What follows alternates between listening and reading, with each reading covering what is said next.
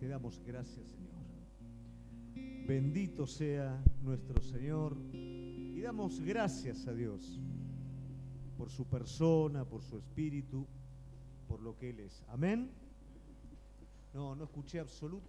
Mire, antes de que empecemos, yo le voy a contar algo.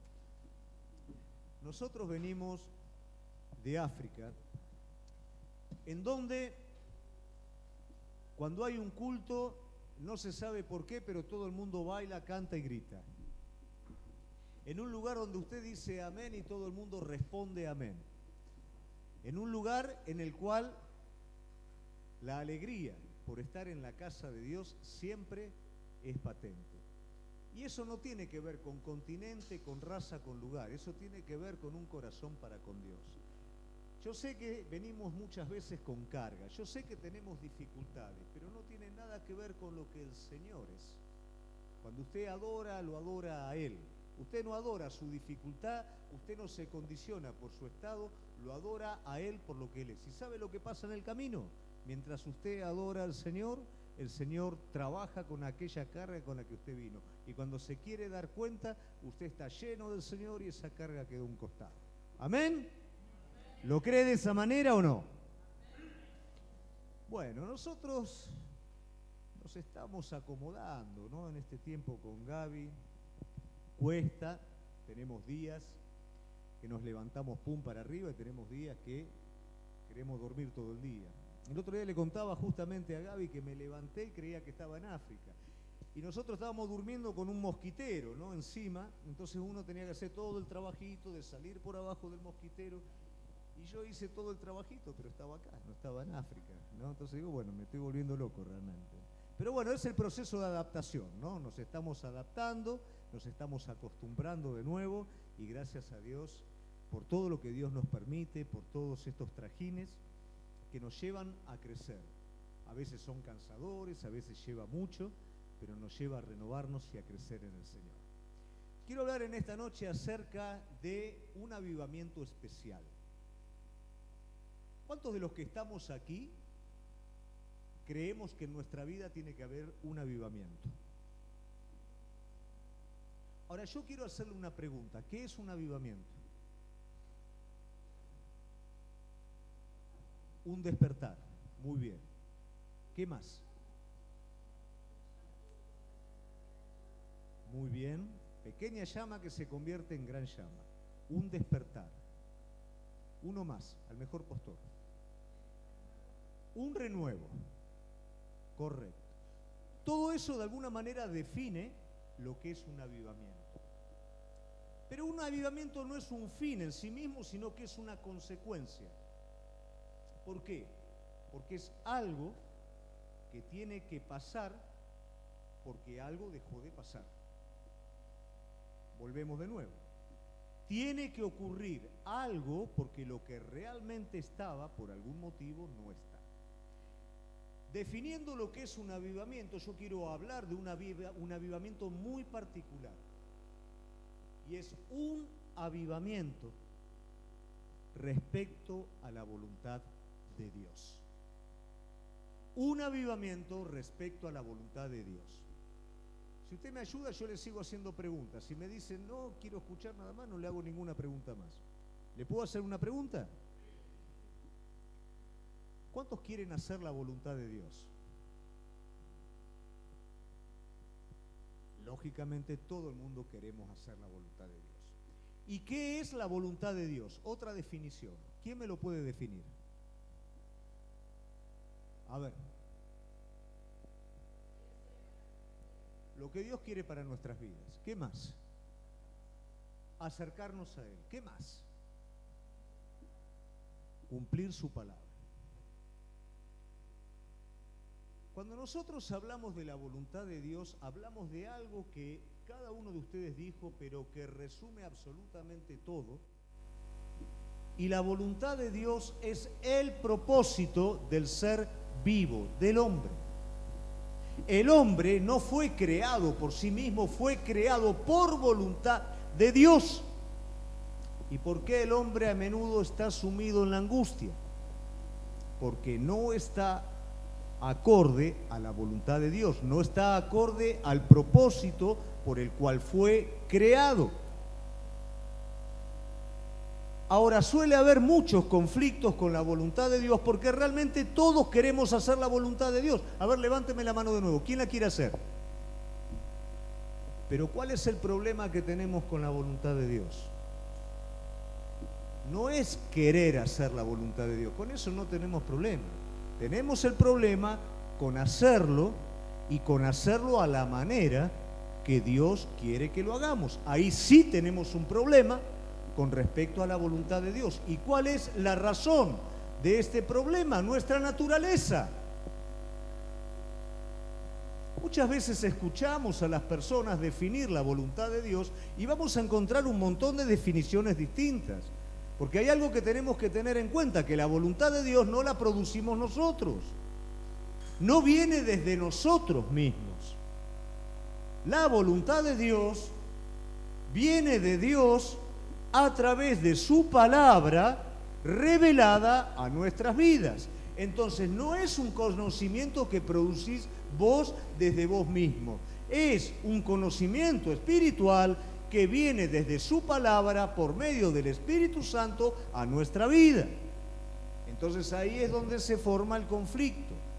No siempre queremos aceptar la voluntad de Dios en nuestra vida. Sí queremos hacer la voluntad que generamos nosotros, pero muchas veces no queremos hacer la voluntad de Dios revelada por su Espíritu a nuestras vidas. Entonces, ¿qué existe ahí?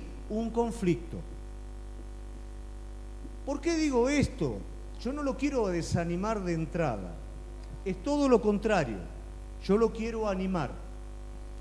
Muchas veces la apatía que tenemos como cristianos está íntimamente relacionada con nuestra actitud hacia la voluntad de Dios para nuestras vidas. Muchas veces creemos que la voluntad de Dios tiene que ser de una manera. Cuando Dios revela su voluntad para con nuestra vida, hallamos un conflicto adentro nuestro. ¿Y qué pasa? Mientras no resolvemos ese conflicto en nuestra vida de una forma o de la otra, hay una aflicción, hay una apatía. Entonces, ¿por qué a veces tienen que adoren al Señor, pónganle en onda, vengan a la iglesia? ¿Por qué razón? Porque hay un conflicto con respecto a la voluntad de Dios. No hay un avivamiento respecto a esa voluntad. Hay una lucha interna, hay algo que solamente vos y Él conocen, hay una demanda particular del Espíritu Santo para tu vida que no respondés. Entonces todo eso, ¿a qué nos lleva? Nos lleva a que haya alguna suerte de malestar en nosotros. Y ese malestar se traduce en nuestra vida, en nuestra forma de movernos, en nuestra forma de adorar, en nuestra forma de predicar, de servir a otros, en todo aquello que tiene que ver con la vida cristiana. ¿Por qué? Porque hay un conflicto con la voluntad perfecta de Dios. Ahora, cuando el hombre está en un avivamiento, cuando el hombre está acorde a la perfecta voluntad de Dios, el fuego del Espíritu y toda la unción del Espíritu Santo se derrama sobre esa persona y es un canal, es un río que salta para vida eterna, como pasa con la mujer samaritana. Mientras la mujer samaritana tenía conflictos porque tenía un conocimiento diferente de la voluntad de Dios, le cuestionaba a Jesús, tenía prejuicios. Pero cuando ella entra en la perfecta voluntad de Dios, ¿qué es lo primero que hace? Se olvida del agua, va corriendo al pueblo, le cuenta a toda la gente del pueblo, los trae de nuevo, el pueblo se queda con Jesús 2 noches. Necesitamos un avivamiento en la voluntad de Dios, pero necesitamos entender cuál es el objeto que nos está impidiendo vivir ese avivamiento. ¿Usted lo quiere conocer o no lo quiere conocer ese objeto? Entonces yo lo voy a estar invitando en esta noche que me acompañe. Vamos a estar viendo una parte de la palabra de Dios en la que Jesús junto con sus discípulos van a marchar hacia ese lugar de avivamiento en la voluntad de Dios. Y probablemente, si nosotros lo vemos con nuestra visión natural, parece una curva descendente, pero yo voy a revertir eso y yo lo voy a invitar a que usted me acompañe a una escalera. Una escalera en la que caminó Jesús con sus discípulos hasta llegar a ese avivamiento de la perfecta voluntad de Dios. Y tal vez en alguno de esos escalones, alguno de nosotros nos podamos estar encontrando. Y tal vez ahí podamos eliminar ese obstáculo que nos permite vivir un avivamiento en la voluntad de nuestro Señor. Vamos a ir a la palabra de Dios en el Evangelio según San Mateo, capítulo 36 en adelante.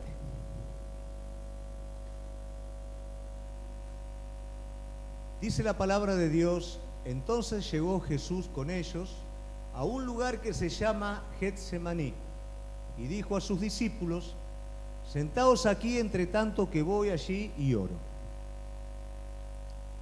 Tomando a Pedro y a los dos hijos de Zebedeo, comenzó a entristecerse y a angustiarse en gran manera. Entonces Jesús les dijo: mi alma está muy triste, hasta la muerte. Quedaos aquí y velad conmigo. Yendo un poco adelante, se postró sobre su rostro, orando y diciendo: Padre mío, si es posible, pase de mí esta copa, pero no sea como yo quiero, sino como tú. Vino luego a sus discípulos y los halló durmiendo. Y dijo a Pedro: ¿así que no habéis podido velar conmigo una hora? Velad y orad para que no entréis en tentación. El espíritu a la verdad está dispuesto, pero la carne es débil. Otra vez oró por segunda vez diciendo: Padre mío, si no puede pasar de mí esta copa sin que yo la beba, hágase tu voluntad. Vino otra vez, los halló durmiendo, porque los ojos de ellos estaban cargados de sueño. Y dejándolos se fue de nuevo y oró por tercera vez diciendo las mismas palabras. Entonces vino a sus discípulos y les dijo: dormid ya, descansad. He aquí ha llegado la hora y el Hijo del Hombre es entregado en mano de pecadores. Levantaos, vamos, ved, se acerca el que me entrega. Podemos definir de alguna manera que lo que significa Getsemaní se va a convertir en el lugar de avivamiento espiritual.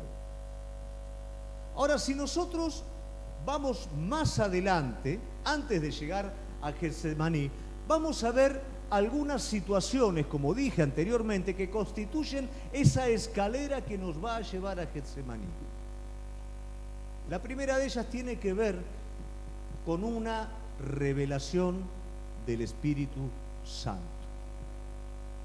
En algún momento el Señor lleva a sus discípulos a que se definan. Ellos decían, algunos dicen que vos sos una cosa, dicen que sos la otra, dicen que sos maestro, que sos profeta, que sos Elías. Y Jesús pregunta a sus discípulos: ¿y ustedes quién dicen que yo soy? Pedro dice: tú eres el Cristo. Y Jesús le contesta: esto no ha sido dado por la carne, o sea, dado por el hombre, sino que esto te ha sido revelado por Dios. ¿Qué es la revelación? La revelación es ese conocimiento del cual nosotros hablamos al principio. No es el conocimiento que podemos provocar desde nosotros mismos, es el conocimiento que viene de Dios por su palabra, hecho entender a nosotros a través del Espíritu Santo. Hay una revelación que es inicial y que debe de ocurrir en la vida de todo hombre para ser hijo de Dios, y es la revelación de Cristo como Señor y Salvador. Hay gente que suele ir a las iglesias sin haber tenido una conversión. Hay gente que pasa toda una vida y, no se asuste, pero dicho por pastores mismos, hay pastores que siendo ministros del Señor Jesucristo todavía no habían sido salvos. Le fue necesaria una revelación. Ninguno de nosotros podemos ser salvos hasta que realmente tengamos la profunda convicción de nuestro estado. Y eso no lo podemos hacer desde nosotros mismos. Nosotros siempre nos vamos a creer que somos buenos. Nos vamos a medir con el peor de todos y vamos a creer que somos el mejor. Siempre va a pasar eso en nuestra vida.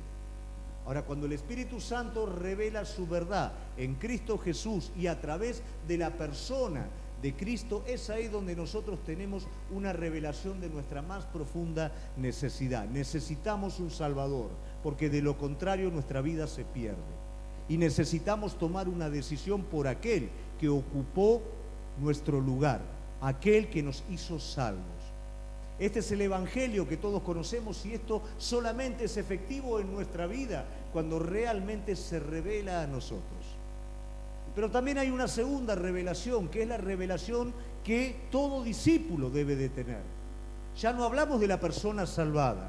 Una vez que la persona es salvada, ¿en qué se convierte? En discípulo, en aprendiz de Jesucristo, en seguidor de Jesucristo. Y también necesita la revelación de parte del Espíritu Santo, la revelación para crecer, porque de lo contrario va a cometer equivocaciones, como las equivocaciones que cometían los discípulos.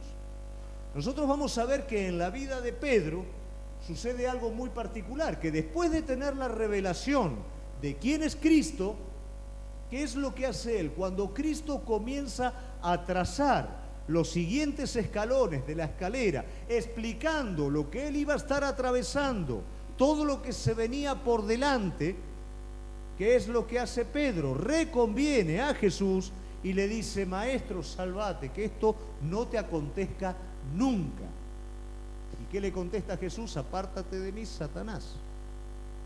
¿Cómo puede ser que un hombre que tenga una revelación espiritual, al poco tiempo, desde sí mismo, sin una revelación espiritual, se convierte prácticamente en un opositor? Y no solamente eso, también en su momento el Señor le dice: Pedro, Satanás te pidió para tentarte y me vas a negar. Ese hombre que había tenido una revelación ahora está diciendo: yo jamás te voy a negar. Ellos sí, pero yo no. Te estás equivocando, Jesús. Hay algo que nos muestra claramente lo que es una revelación, y hay dos cosas que nos muestran lo que no es una revelación. Pedro tiene un criterio propio del bien que no tiene nada que ver con el camino de la revelación. Y Pedro tiene en ese momento sentimientos tan fuertes, que está tan seguro de sus sentimientos, que es capaz de desmentir al Señor.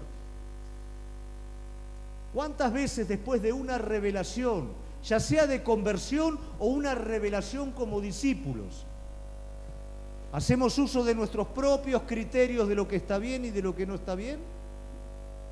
Y nos apoyamos en nuestros fuertes sentimientos respecto a algo. ¿A qué nos va a llevar esto? A lo que lo llevó a Pedro: a oponerse y a negar a Cristo. ¿Por qué muchas veces hay apatía en nuestra vida? ¿Por qué no hay un avivamiento en la voluntad de Dios? Porque tuvimos una revelación, pero ahora en este momento suplimos la revelación por nuestros criterios propios, por nuestros sentimientos fuertes respecto a lo que nosotros creemos desde nosotros mismos, y dejamos de lado la revelación. ¿Recuerdan el día jueves que estamos viendo el estudio de los Gálatas? ¿Cuál fue el problema de los Gálatas? Que comienzan en el espíritu y terminan en la carne. ¿Cómo se hace este proceso? Cuando me desprendo de la mano del Dios vivo y lo cambio por una ideología, por un criterio propio, por un sentimiento fuerte o por lo que sea. Una revelación espiritual conlleva consigo una continuidad espiritual. No puedo completar los baches con mis propios criterios. Y eso es lo que muchas veces pasa. Tuve una revelación en algún momento, pero hoy estoy viviendo a mi manera, a Cristo a mi manera, y hay algo que me está faltando. Hay una angustia que me está faltando, porque esto es lo que debemos de entender. Cuando yo no estoy en el centro de la voluntad de Dios, va a haber angustia en mi vida. Pero cuidado con esto. Hay una angustia que es natural. ¿Por qué razón? Porque si alguien me hace daño, me voy a sentir angustiado. Si alguna cosa no me sale como yo estoy esperando, me voy a sentir angustiado. Pero hay una angustia que es mucho más profunda, que es la angustia natural del hombre que no conoce a Dios, pero también es la angustia del discípulo que, sabiendo cuál es la voluntad de Dios, pelea contra ella y no entra. Ahora bien, esta angustia nos va a llevar al segundo escalón, y el segundo escalón sí es Getsemaní. Si ustedes leyeron atentamente la palabra mientras la estábamos compartiendo, Jesús está en un estado de angustia. Y otro evangelio señala también que los discípulos estaban dormidos por la carga de angustia y tristeza que estaba entre ellos. Entonces, ¿cómo llegan a ese lugar, a Getsemaní? Llegan con angustia. La angustia los está llevando a ese lugar. La angustia de Jesús y también con ello la angustia de los discípulos. La angustia de Jesús porque Jesús va a enfrentar la perfecta voluntad del Padre, que tiene que ver con ser crucificado, con cargar el pecado de la humanidad y desprenderse por ese tiempo de la unión con su Padre. Eso era una angustia tan grande que Él está diciendo, si esto se pudiera hacer de otra manera, Señor, hacelo. Los discípulos estaban acompañando a Jesús y aunque no entendían absolutamente todo eso, estaba cargado ellos también de angustia porque todo era una incertidumbre. Pero es interesante notar esto. La mayoría de los que conocen un poquito la palabra de Dios saben que Getsemaní quiere decir prensa de ¿qué? De aceite. Y esto no hace ni más ni menos que enseñarnos un principio espiritual. El principio espiritual básico, ¿cuál es? Que de la muerte, ¿qué nace? La vida. Para que haya vida espiritual, ¿qué es lo que tiene que haber? Muerte natural, muerte al yo, para que la vida espiritual se libere. Pero Getsemaní nos muestra un segundo principio. Nos muestra el principio del quebrantamiento para que la unción del Espíritu Santo nos llene, nos renueve. A veces hablamos de la llenura del Espíritu Santo, de la unción del Espíritu Santo, pero no entendemos cómo esto se produce en nuestra vida. El Hijo de Dios está siendo llevado a Getsemaní para que se libere el Espíritu de manera completa, para que toda atadura natural, todo obstáculo quede completamente liberado y Él entre en la absoluta unión con el Padre. Ahí es donde se produce la perfecta o el perfecto avivamiento en su voluntad. Cada uno de nosotros estamos siendo llevados a ese lugar, porque como te dije en un principio, la voluntad de Dios es que vos entres en ese propósito que Dios soñó para tu vida, propósito o plan eterno para que lo cumplas y carácter conforme a su Hijo. Y cada uno de nosotros estamos siendo llevados a ese lugar. Y a menudo la angustia que está presente en nuestras vidas es porque no estamos entrando en esa voluntad, porque estamos en conflicto con esa voluntad. Y existe una sola manera de resolver eso, y es como la resolvió Jesús, entregando esa voluntad, reconociendo que no es a mi manera, sino es a la manera de Dios. A veces no estamos en contra de la voluntad de Dios porque deliberadamente estamos pecando de una manera grotesca, desobedeciendo de una manera grotesca. A veces no estamos entrando a la perfecta voluntad de Dios porque no estamos siendo obedientes a la dirección del Espíritu para con nuestra vida. Y eso lo pasamos para atrás. Bueno, es una pavadita, esto es una pavadita y seguimos adelante. Lo tapamos. Y empieza un círculo, empieza algo que no termina más. Y empiezo a ver que el problema está en alguien, en algo, en otra persona, en que si esto sucediera sobre mi vida, todo cambiaría y todo es un error. El problema está en que estoy resistiendo esa voluntad perfecta y el resistir esa voluntad perfecta me está haciendo apático, me está haciendo que en el tiempo de adorar a Dios, en el tiempo de la palabra, en el tiempo de hacer lo que tenga que hacer, lo hago con lo último, lo hago con lo que me sobra. Pero cuando soy avivado en la perfecta voluntad de Dios, corro a la voluntad de Dios. corro a lo que tengo que hacer porque es lo que quiero, es lo que está en el centro de mi corazón, es lo que amo con todo mi ser. Estoy avivado en la presencia. No me interesa que al músico le falte una cuerda, que falten todos los músicos, que todo el mundo se esté durmiendo. Adoro a Dios. ¿Por qué? Porque estoy avivado en su voluntad. Estoy avivado en lo que Dios quiere. Estoy seguro en este mundo que Dios me quiere en este lugar, haciendo lo que estoy haciendo, y no existe ninguna otra cosa que perturbe mi vida. No existe nada más que pueda fluir de mí que no sea alabanza, adoración, consagración, entrega. No me tiene que decir alguien que lo haga. Lo quiero hacer yo porque estoy enamorado de aquel que tiene su voluntad perfecta cumpliendo en mi vida. Porque no le pongo obstáculos, quiero que lo haga, quiero que lo concrete. Pero eso viene a través de una batalla. Y esa batalla es la batalla de la voluntad. La angustia muchas veces es porque no libro esa batalla. ¿Qué pasó con los discípulos? En el momento de la batalla hay dos cosas distintas. Jesús la pelea. Jesús dice que cuanto más fuerte la angustia, redoblaba su esfuerzo en oración, en búsqueda del Padre, hasta que finalmente entrega. No es simplemente algo verbal: Señor, te entrego mi voluntad. Señor, hágase como vos quieras. Es una batalla. Entregale tu voluntad a Dios y te vas a dar cuenta que cada día tenés que pelear contra eso. Cada día va a venir el enemigo, va a demandarte, pero vos le vas a tener que decir: no mi voluntad, es la voluntad del Señor. Pero hacelo porque vas a perder.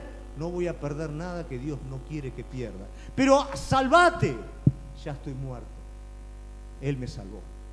Y cuando vos le contestás al enemigo de esta manera, el enemigo no puede tocarte de ninguna otra forma. Pero esto es una batalla.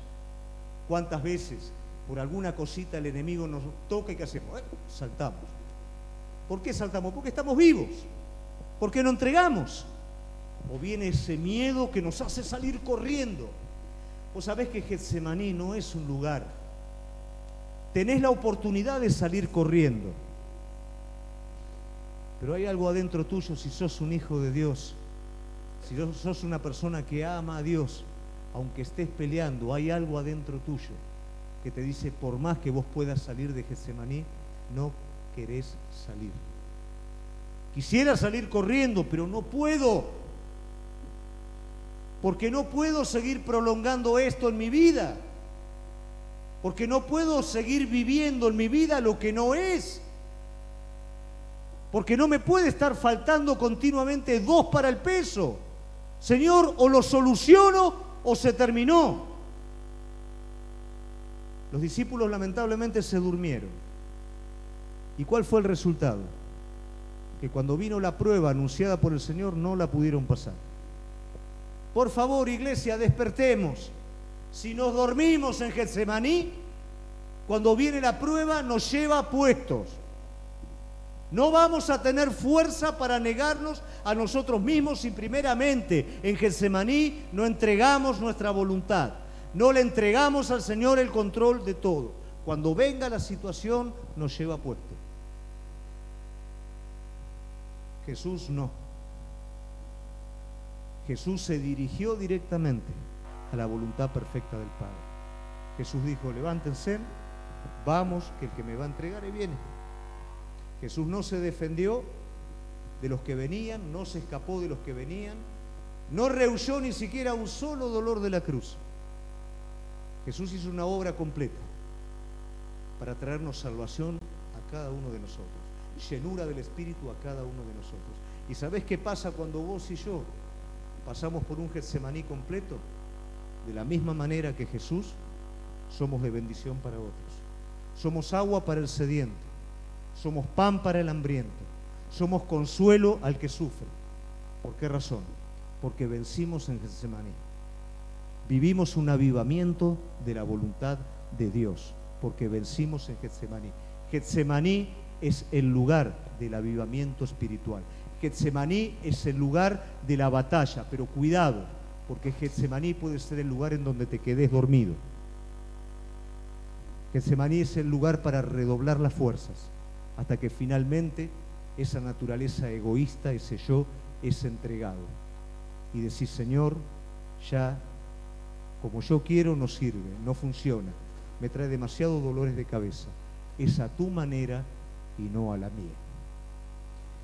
Pero Getsemaní no es algo que sucede solamente en Jesús, en sus discípulos, no es un ejemplo para nuestras vidas, sino que todo hombre de Dios tuvo su Getsemaní. Abraham tuvo su Getsemaní. Abraham podría haber escapado tranquilamente del monte. Fueron 3 días los que él tuvo que caminar hasta llegar a lo que el Señor le pidió. Podría haber, como Pedro, desde su propio criterio, escapar de la situación. Podría haber dicho, esto es una atrocidad, esto viene de mí. Pero Abraham necesitó ese Getsemaní porque Abraham tenía una cosa que amaba más que a Dios. Y en ese Getsemaní el Señor se la pidió. Y Abraham se la dio. Pero esa cosa luego fue sustituida por el cordero. Dice la palabra de Dios que un cordero estaba trabado allí y ese fue finalmente el sacrificio que el Señor le dio. ¿Cuántas veces no pasamos de ese Getsemaní porque esa cosa que amamos tanto en nuestro corazón, no solamente no la entregamos, sino que no estamos dispuestos a entregarla? Abraham pasó por un Getsemaní. Jacob pasó por un Getsemaní que lo frenó de una vez por todas, porque Jacob corría, no sabía detrás de qué, pero corría detrás de su interés propio, corría detrás de su egoísmo, corría detrás de su terquedad, de su obstinación, y corría. Y eso es lo que pasa en nuestras vidas, cuando peleamos contra la voluntad de Dios. Corremos, escapamos, pero llega un momento que ya no podemos escapar más. Y el Señor le dice ahora a Jacob, Jacob, regresá de nuevo a tu tierra y a tu parentela. De lo que estás escapando, Jacob, volvé. Pero mi hermano me va a matar. ¿Qué preferís? ¿Que yo tome el control de las cosas o correr por el resto de tu vida? Entonces Jacob obedeció al Señor. Y de la misma manera que Jesús fue a Getsemaní, Jacob volvió a su parentela, volvió a encontrarse con su hermano. Pero antes, él tuvo una batalla. En ese Getsemaní, el mismo cordero que estuvo atascado para que Abraham diera el primer lugar en su corazón, ahora es el ángel de Jehová que batalla contra Jacob. Y definitivamente lo hiere. ¿Por qué lo hiere? Para que Jacob ya no corra más, para que ya no se escape más. Muchos de nosotros corremos, y cada vez que Dios asoma algo, corremos. Pero también muchos de nosotros hemos sido heridos. ¿Heridos en dónde? En aquella parte que nos rebelaba contra el Señor. Heridos en aquel lugar que nos separaba. Y ahora tal vez no corremos como antes, pero caminamos a la voluntad perfecta de Él. Y caminamos en medio de un avivamiento respecto a su voluntad. Ya no corremos por temor, ya no nos escapamos de Él. Este hombre necesitaba ser tocado en su parte más fuerte para poder tener ese Getsemaní. Nunca más corrió del Señor. Sadrac, Mesac y Abednego también tuvieron su Getsemaní. Y ese Getsemaní a ellos los introdujo en el horno de fuego. ¿Qué pasó en ese horno de fuego? Sabemos, no se quemaron, pero pasó algo más importante. Que todas las ataduras que ellos tenían cayeron en ese lugar. ¿Por qué no se quemaron? ¿Por qué cayeron en ese lugar? Porque en ese horno estaba el cordero que estaba trabado en los arbustos, el ángel de Jehová que tocó el muslo de Jacob, y ahora es el Cristo que camina entre ellos en el horno de fuego, liberándolos completamente de toda atadura. ¿Qué pasa en Getsemaní?